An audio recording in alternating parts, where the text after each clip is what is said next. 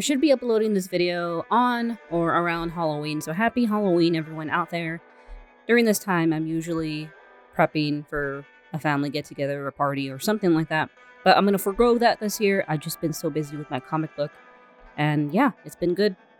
Anyways, in my previous video, I discussed the purpose of this channel, which is to document the process of my comic book Wildpack. I also discussed the difficulties of starting the project and the journey to the current iteration. This video, though, goes into more detail about the world building, story, and characters, which I'm really looking forward to sharing. But before that, a quick update on the progress of my comic. By the time I upload this video, my rough draft should be done. It's not at this second, but by the time I upload it, it should be finished. I also need to make a correction. In the last video, I said that in total, I had 161 pages. That is incorrect. I have 156 pages total for the comic, which is much less than 161. I guess I had some extra, duplicate pages that were attached to the script, and also towards, the 120 page mark, it just was numbered incorrectly, completely incorrectly. So that's just, the wonderful part of working on stuff like this. It can change at a dime at any second, whether it's due to your own mistake or just creative changes or things that just you realize later on, hey, this change could make the story better or whatever. So even though I say all this as a correction, it may not even be the case in the next video or whatever. But still, I am so excited. The next part that I would need to be doing is having to scan all this, then kind of redo them digitally.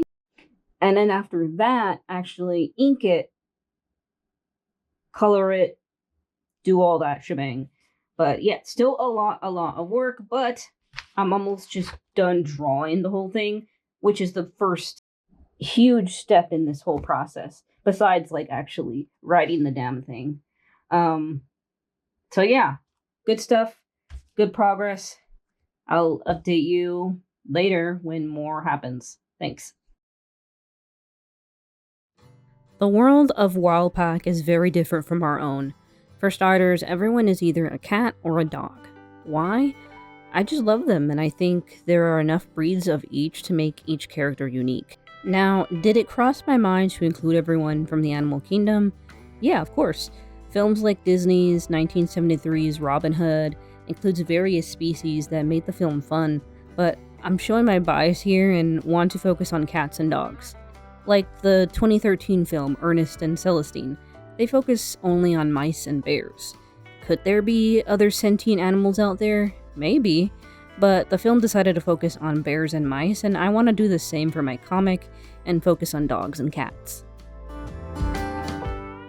The geography and period of Wildpack are visually similar to the American frontier or the Wild West, a period in American history between the 17th century and the 19th century, a time of great expansion and innovation where the Europeans left their ancestral homes to settle in what we now know as North America. That's the gist of it, at least. But for my comic, I'm referencing the 18th century, combining Wyoming, Montana, and California as the fictional Hollowa State, where our characters reside. The fun part of the story is that folklore is reality, meaning creatures like the Thunderbird, jackalopes, and other mythological creatures indicative of the Wild West will be roaming around. This is personally the most exciting because the characters will find themselves in interesting situations and further showcase world building. I'm happy to be able to put in so many of my favorite interests in one story, and I wish I could say more about what creatures will be included, but it's something I'm figuring out for the next 2 books. As for the first book, there will be definitely jackalopes and some other creatures of my design. Speaking of creatures, one thing I forgot to mention is cattle. Visually, they look similar to regular cattle, but in Wildpack, both male and female have horns and are more like a bull mixed with a bison. They are the main source of transportation and labor, as horses do not exist in this world.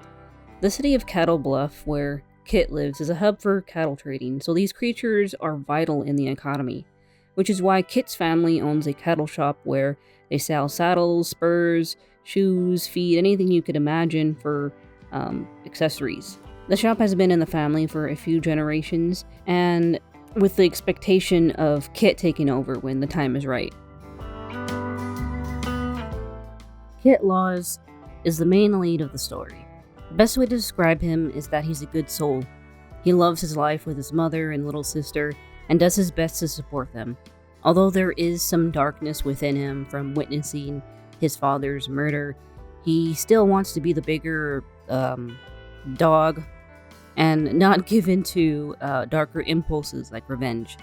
He instead wants to put his father's killer in jail rather than being the executioner. That reflects his upbringing and love of his father, and he will definitely be tested on his journey. But for the most part, I wanted a character that was unshakable in their morals and convictions, but at the same time, he's still very young, around 16 years old, so he is definitely someone that could potentially be impressionable or swayed into a different direction. Boone Masterson always believed that his family empire would always remain, but it seems nowadays all he has are debts.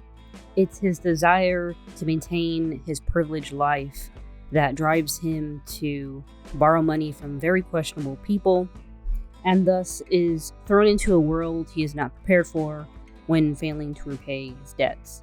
Understandably, Boone's choices have strained his relationship with his son, Song, which he's trying to repair. Song Masterson is Boone's son, a cheeky cat you might imagine growing up in wealth, but his father's mistakes and choices mature him in ways he does not realize. Although he may resent his father, he still cares deeply and learns to adapt to the growing danger that surrounds him. Red is a mysterious and infamous bandit. He's also responsible for the murder of Kit's father.